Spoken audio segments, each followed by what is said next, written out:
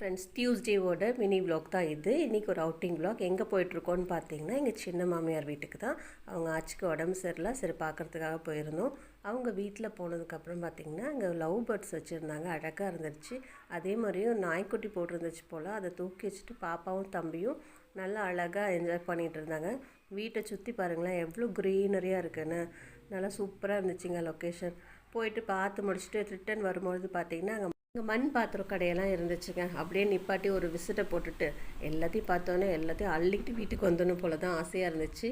என்ன பண்ணுறது, முடியாது இல்லையா? ஸோ வேடிக்கை மட்டும் பார்த்துட்டு வேணுங்கிற ஒரு 2 பொருள் மட்டும் வாங்கிட்டு வந்தாச்சு. அதெல்லாம் என்ன நான் நெக்ஸ்ட் வ்ளாகில் காமிக்கிறேன். அப்படியே பாருங்களேன் எவ்வளோ கடை இருக்குதுன்னு சொல்லிட்டு. சூப்பராக இருந்துச்சுங்க. எல்லாமே விலையும் ரொம்ப கம்மியாக தான் தெரிஞ்சிச்சு நான் மற்ற இடத்துல கம்பேர் பண்ணும்பொழுது.